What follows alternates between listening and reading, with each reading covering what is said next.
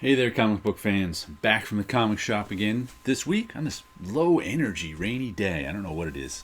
I'm feeling low energy, but I've got a lot of comic books. 9 comics this week, including 4 reprints from Marvel. I'll start with the facsimile edition. X-Men number 4, facsimile. At last, the X-Men come face to face with the Brotherhood of Evil Mutants. So here's the first appearance of the Magenta Witch. Oh, sorry, that's Scarlet Witch. She's just colored magenta there. But yeah, this is one of the facsimile editions have all the ads in them, and they're $4 rather than $1 for the True Believers. I'd rather pay $1, but I'd like the facsimiles too. I mean, this is a comic I'd never get the original of because it's too expensive, but it's fun to have a facsimile of it, so I enjoy that. Then we've got True Believers. This is the first Black Panther? What is this? FF Fantastic Four number 52. Yeah, it's the first Black Panther. Jack Kirby, Stan Lee. Who's on the inks? Is Joe Sinnott? Yep, Joe Sinnott, Sammy Rosen on the lettering. I don't know if I've read this one in a long time. I can't remember when the last time I read it was, but I'm looking forward to seeing it. Give it a good listen. We have all the modern ads in this one. And I don't have Fantastic Four 52, but I do have Thor 337, but I still bought a True Believers issue of it, just because I want to see the new printing, so I can compare and contrast. First, Beta Ray Bill. Walter Simonson. Thor 337, famous cover, Beta Ray Bill smashing the Thor logo. Good stuff. I don't think I've read this one in a long time, so I look forward to that too. And then we've got the very first Valkyrie and her Lady Liberators, and this is Avengers 83. There's our original one. This is a John Buscema issue. This comic is presented as originally created. It contains outdated depictions.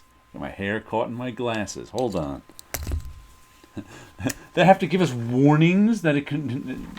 that is so weird. It's like, I think we could have figured that out ourselves. John Buscema and Tom Palmer. We don't have Lady Liberators anymore. That's not allowed. I don't know. I don't know what's outdated about it. I'll have to see. So much for the reprints. Oh, I pulled something off the show. First, I'll show you the one I should have gotten last week, but that's Bang number 5. At my comic shop, they had a box not sent to them. So they had a box of comics that were supposed to be in last week that weren't. And this is the... I originally read that this was supposed to be a 5-issue series, and I was like, there's no way they're wrapping it up in 5 issues after 4. So I saw Sleepy Reader. He said this is the end of the first story arc, but there's a to be continued. But I don't know if the series is going to be... I don't know what's going on with this comic at all, because it was 5 issues originally solicited at, and I don't know if they're going to be doing a 6th issue, relaunching it, doing a 6th issue next month or next year or next whatever. We'll have to see. And then I think I've decided this is my favorite book of this year. Red Mother. I really enjoy it. Oh, there's some actual monsters in this one. And I call it slice of life horror because there's a lot of slice of life stuff and a lot of horror stuff. And I liked Sleepy Reader's description of it too, where he said it's somewhat like Rosemary's Baby horror, where kind of like our main character is Rosemary and everybody around her kind of knows what evil is going on, but she has no clue. And we've got hints in this that the people around her know what's going on, though we don't know what's going on as readers. And the lead character, you'd think I'd know her name after 9 issues, this being issue 10, but I can't remember it right now. I mean, she's just got a normal everyday name. There she is. But I've really been enjoying Red Mother. I look forward to that issue. And then let's see. Kaiju Max, Season 5, Issue 5. These are usually 6 issues series. I don't think there's been one of these out in a while. I can't remember. There's the wraparound, and it's giant monsters in prison. And now we're getting in this Season 5, we're getting a little more of the legal system, too. The giant monster legal system, because, there's the virtual courtroom. Because I guess, all these different sized people have to be in the courtroom at the same time.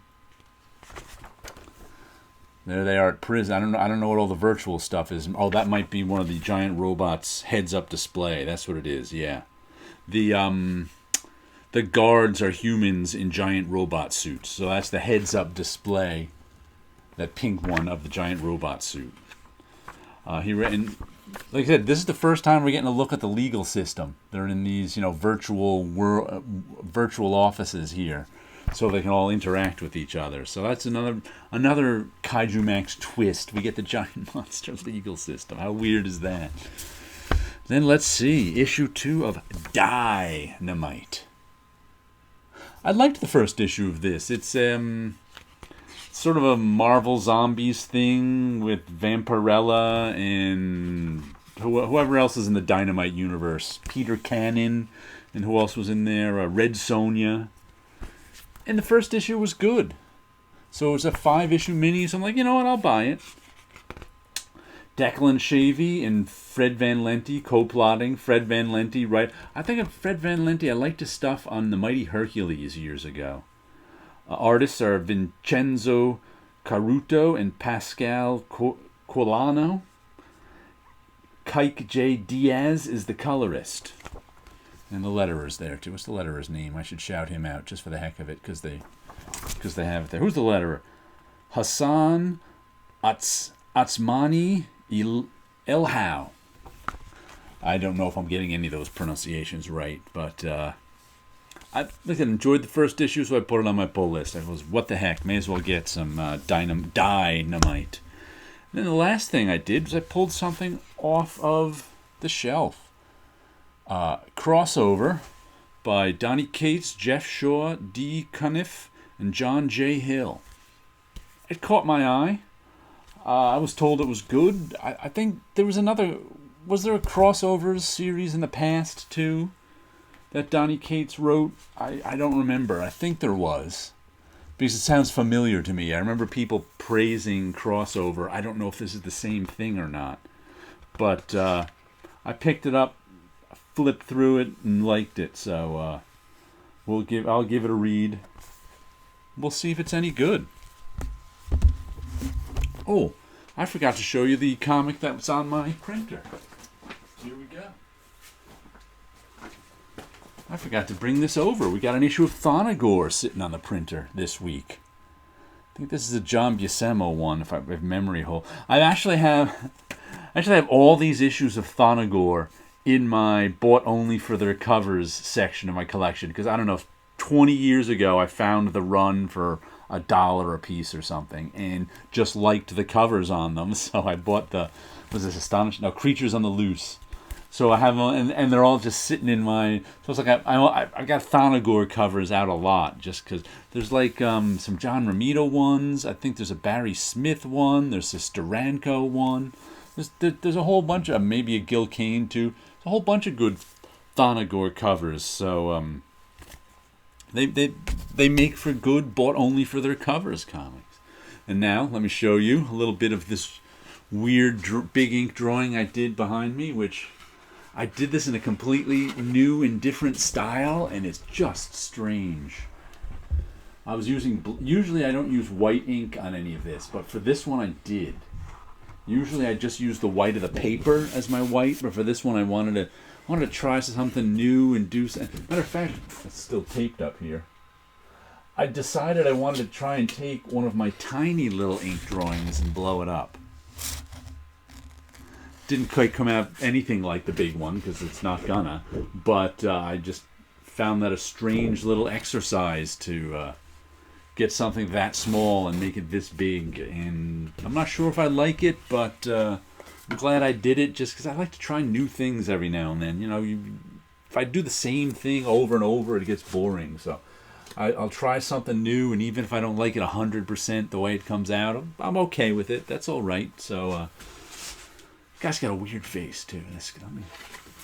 He's got a sort of monster face that's turned to the side. That's really strange. And this person's face is just kind of fading into the background. She's got two canes of some sort there too. I don't know. It's a weird one. All right then. Some comics, some artwork. You guys all have a good week out there.